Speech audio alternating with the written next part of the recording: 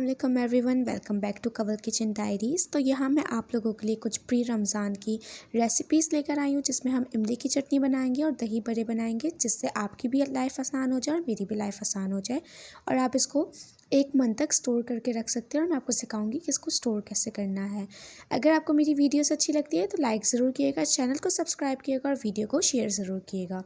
तो यहाँ पर हम सीखेंगे कि हम इमली की चटनी कैसे बनाते हैं। बहुत आसान तरीके से बन जाती है, बहुत मज़ेदार बनती है। तो यहाँ पर मैंने 1 पाव इमली ले ली थी और मैंने उसमें 8-10 खजूरें ले ली थी। जो नरम वाली खजूरें होती ना, वो ले ली थी मैंने। और इसको मैंने 2 घंटा सोक करके रख दिया था गर्म पानी में, ताकि ये इमली जल्दी से फूल जाए। अब हम क्या करेंगे, इसको 2 घंटे बाद जब मैंने चेक किया तो उसका पल्प अलहदा हो गया था और उसकी गुठलियाँ अलहदा हो गई थी, लेकिन स्टिल हमने फिर भी इसको हाथों की मदद से हमने इसका पल्प निकालना था। तो यहाँ पर मैं आपको दिखा रही हूँ कि मैंने खजूरें ले ली हैं 8-10, जो मैंने उसकी गुठलियाँ निकाल दी थी और उसको तोड़ तोड़ के डाल दिया था ताकि 4 हिस्से हो जाए। फिर मैंने इसको एक बारीक छन्नी में ले लिया, जो स्ट्रेनर होता है बारीक वाली में ले लिया, उससे उसका सारा पल्प अच्छी तरीके से निकल जाए। मैंने इसका पल्प निकालते वक्त 1/2 कप पानी डाला था ताकि इसका पल्प अच्छी तरीके से निकल जाए। इसका हमने पल्प निकाल दिया। मैं आपको दिखा रही हूँ कि इसका पल्प पतला पतला सा है, लेकिन आधा कप पानी डाला था तो इस वजह से सी थोड़ा सा थिन सा हो गया है। अब हम क्या करेंगे, अब हम इसको पकाने के प्रोसेस पे रखेंगे। हमने एक फ्राई पैन ले लिया और उसमें हमने इसको डाल दिया। इसमें मैंने पिसा हुआ गुड़ डाला था। अगर आपके पास पिसा हुआ गुड़ ना हो तो आप जो साबुत गुड़ होता है वो भी डाल सकते हैं, और अगर आप बनाना चाहें तो आप चीनी से भी बना सकते हैं, लेकिन जो असल टेस्ट आता है वो गुड़ से ही आता है। वैसे तो आपकी मर्ज़ी, आप गुड़ से बनाना चाहें या चीनी से बनाना चाहें, आप किसी भी चीज़ से बना सकते हैं। तो यहाँ मेरी 1 पाव इमली थी और मेरी 8-10 खजूरें थी। तो इसमें मैंने 1.5 कप गुड़ डाला था, यानी कि गुड़ का पाउडर डाला था। 1.5 कप मैंने डाला था। मैं ये 1/4 कप इस्तेमाल कर रही हूँ, तो ये मैंने 4 डाल दी। अगर आपको इस तरीके से इसकी क्वांटिटी समझ नहीं आती है तो आप मेजरिंग स्केल से आप इसको 1.5 कप आप इसको मेजर करके डाल सकते हैं। तो यहाँ पर देख रहे हैं मैं गुड़ डाल रही हूँ। मैंने ये इम्तियाज़ से ख़रीदा था। वैसे इससे इमली की चटनी कुछ 10-15 मिनट में बन गई थी, क्योंकि गुड़ को जो पूरा ब्लॉक होता है उसको पिघलने में कुछ ज़्यादा ही वक्त लगता है, और ये पाउडर फॉर्म में था तो उसको कम वक्त लगा था, तो इसलिए बहुत आसानी से और बहुत जल्दी पक गया था। मैंने इसमें पहले 1 कप गुड़ डाला था। उसके बाद जब ये थोड़ा सा कुक हो गया तो मैंने इसको टेस्ट किया था, तो ये खट्टा ज़्यादा था, मतलब खट्टाई में ज़्यादा था और मिठास इसकी कम थी, क्योंकि खट्टी मीठी और थोड़ी सी स्पाइसी सी चटनी होती है तो उसका खट्टास बहुत ज़्यादा थी। तो फिर मैंने आधा कप चीनी यानी कि गुड़ मज़ीद और डाल दिया था। अब हम इसको पकने देंगे, अच्छी तरीके से पकने देंगे, जब तक इसका थोड़ा सा कलर भी बदल जाए। और आप एक चीज़ हमेशा याद रखिएगा कि गुड़ का पाउडर हो या गुड़ का ब्लॉक हो साबुत, उसमें मिट्टी ज़रूर होती है। तो जब आप ये बॉईल हो रहा हो तो उसके ऊपर जो जाग से आ जाए ना, वो मिट्टी कहलाता है। तो आपने वो लाजमी निकाल देना, क्योंकि अगर आप वो नहीं निकालेंगे ना, तो जब भी आप इमली की चटनी इस्तेमाल करेंगे तो उसमें आपको थोड़ा सा मिट्टी जैसा एहसास होगा, पत्थर जैसा एहसास होगा मुंह पे। तो आपने जो उसका ऊपर का जाग आता है ना, वो आपने लाजमी निकाल। अब हमने इसको पका लिया तो उसमें मैंने मज़ीद 1/2 कप गुड़ डाल दिया था। इसमें मैंने कुछ स्पाइसेस डाले थे, जिसमें मैंने 1.5 टीस्पून कश्मीरी लाल मिर्च डाली थी कलर के लिए। 1/2 टीस्पून मैंने इसमें अदरक का पाउडर डाला था।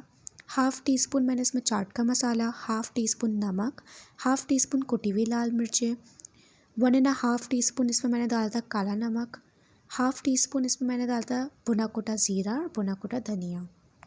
ये सारे स्पाइसेस इसमें डाल दिए थे मैंने।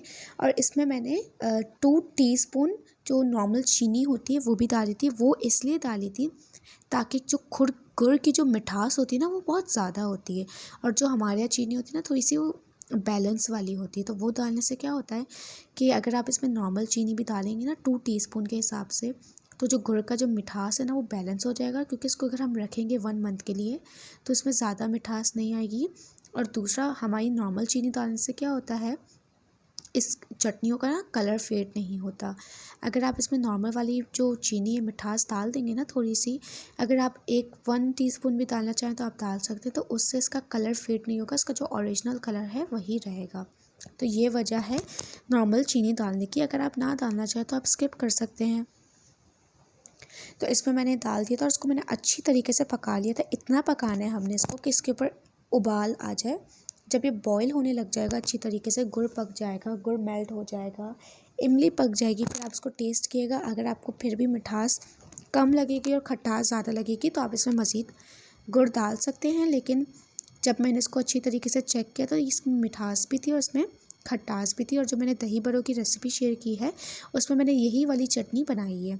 तो अगर अभी तक आपने वाली चटनी नहीं बनाई है तो बना कर रख दें, क्योंकि रमज़ान मेरे ख़्याल से कल से ही है, बिल्कुल कल से ही रमज़ान है और मैं ये चांद रात वाले दिन वीडियो डाल रही हूँ। तो आप ये चटनी बना कर रख दें, दही बड़ों और चना चाट के साथ बहुत अच्छी लगती है। तो ये देखिए इसकी ये कंसिस्टेंसी है। आपने इसको ज़्यादा गाढ़ा नहीं करना है, इसको आपने इतनी ही कंसिस्टेंसी में रखनी है, क्योंकि जब आप इसको छोड़ देंगे और ये जब अच्छी तरीके से ठंडा हो जाएगा ना तो ये मज़ीद गाढ़ा हो जाएगा।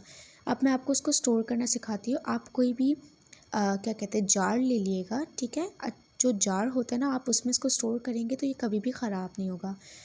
बनिस्बत अगर आप इसको कोई भी बाउल वगैरह में या किसी भी चीज़ में स्टोर करेंगे या शॉपर वगैरह में तो ये ख़राब हो जाएगा। तो इसका अच्छा पॉइंट ये है कि आप इसको जार में स्टोर करें।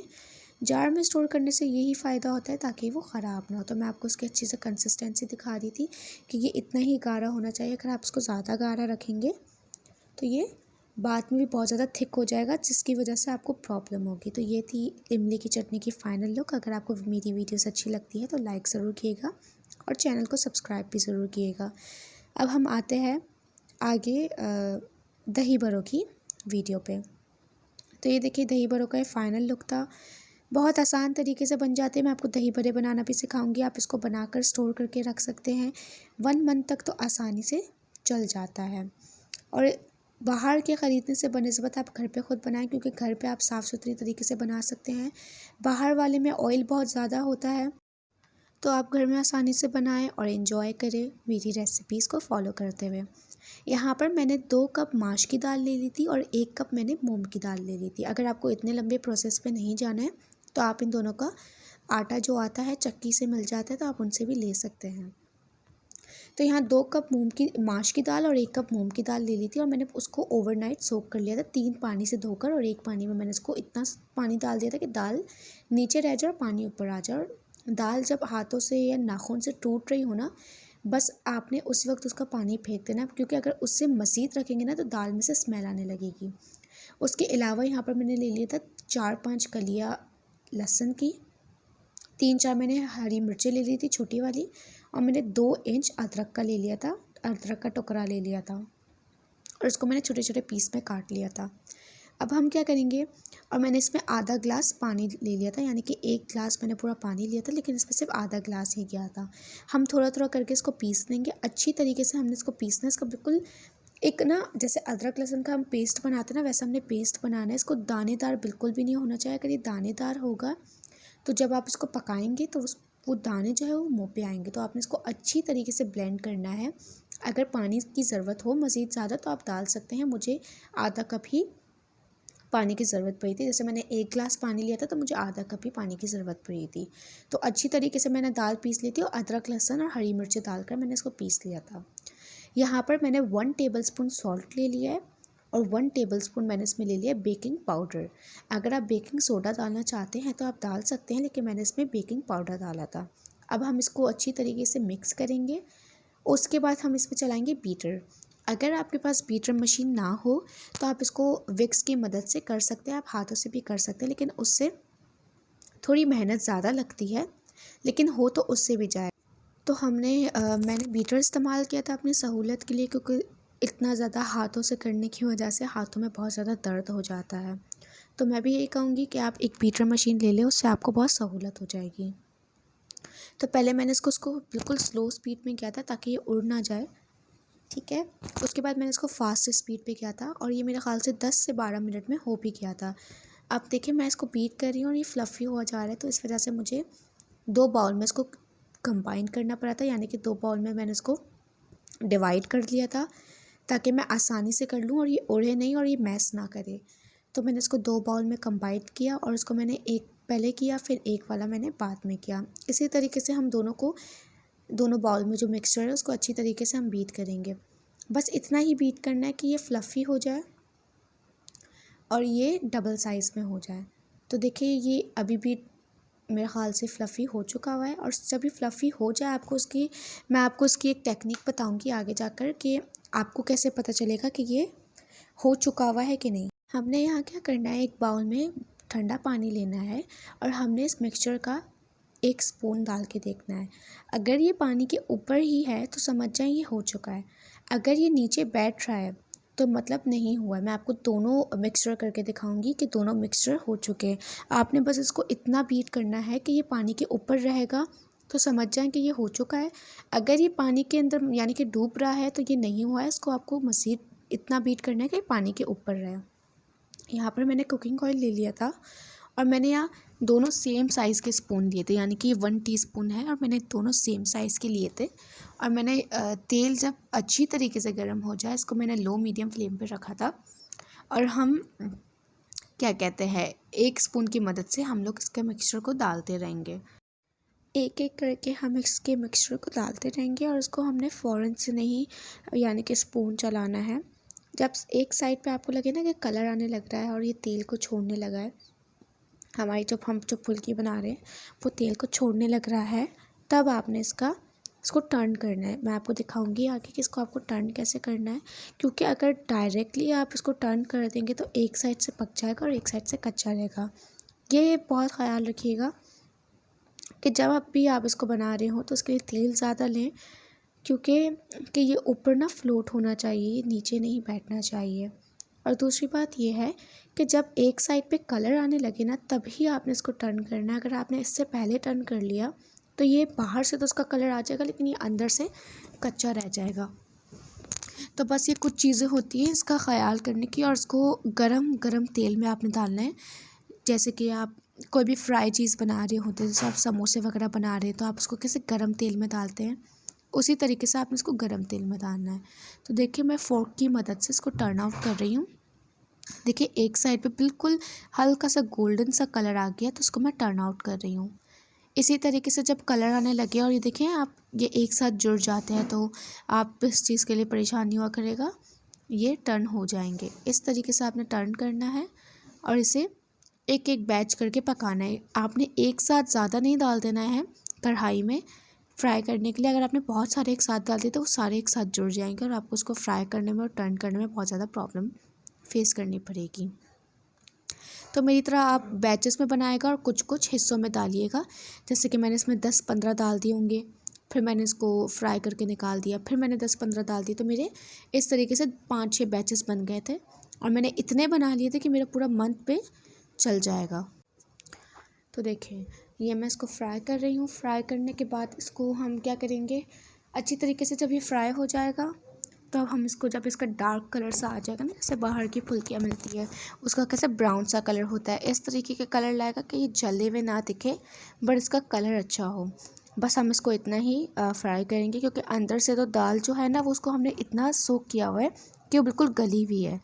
तो हमें इसको ज़्यादा पकाने की ज़रूरत नहीं, बस हमने इसको इतना पकाना है क्योंकि बहुत गर्म तेल है ना, तो हम इसको इतना पकाएंगे और उसके बाद हम क्या कहते हैं निकाल देंगे इसको, और इसको हम एक स्ट्रेनर में डाल के रखेंगे और उसका सारा तेल निकाल देंगे। अगर आपने इसको अभी फ़ौरी तौर पे बनाना है, जैसे कि देखिए मैंने इसका फ्राई कर रही हूँ और उसको मैं इस तरीके से फ्राई करते हुए निकाल दूँगी। अगर आपने इसको फ़ौरी तौर पे बनाना है तो आपको तेल निकालने की ज़रूरत नहीं, लेकिन अगर आपने इसको स्टोर करके रखना है तो आप इसका तेल निकाल दिएगा, वरना आप जिस भी चीज़ में स्टोर करके रखेंगे या अगर आप अगली बार बनाएंगे तो ये जो हमारी फुल्की है बहुत सौगी सी हो जाएगी। हमें सौगी नहीं चाहिए, थोड़ा सा क्रंच चाहिए, क्रंची सी हो और अंदर से सॉफ्ट हो। जैसे कि आपने बाहर से फुल्की खाई होती है तो वो कितनी बाहर से क्रंची होती है और अंदर से सॉफ्ट होती है। तो बस हम इसको इसी तरीके से स्टोर करेंगे। मैं आपको इसको स्टोर करना भी सिखाऊंगी कि हम इसको स्टोर कैसे करेंगे।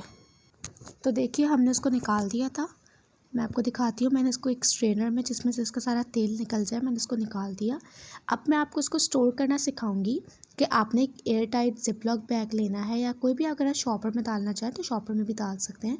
या मैंने एयर टाइट जिपलॉक बैग ले लिया और उसमें मैं अब इसको एक एक करके डाल दूँगी, जिससे क्या होगा कि ये सेपरेट रहेंगे। और आपने इसको ना बिल्कुल एयर टाइट करके फ्रीज़र में रखना है। अगर इसमें थोड़ी सी भी हवा रह जाएगी या इसको इतना टाइट करेगा टाइट करके रखिएगा, क्योंकि हमारे फ्रीज़र में मसाले भी होते हैं, चटनियाँ भी होती है, तो उसकी स्मेल बस इसमें नहीं जाए, क्योंकि अगर उसकी स्मेल इसमें चली जाएगी तो उससे क्या होगा, जब आप इसको अगली बार बनाएंगे ना, और जब आप इसको दही में डालेंगे तो इसमें से थोड़ी सी महक सी आने लगेगी।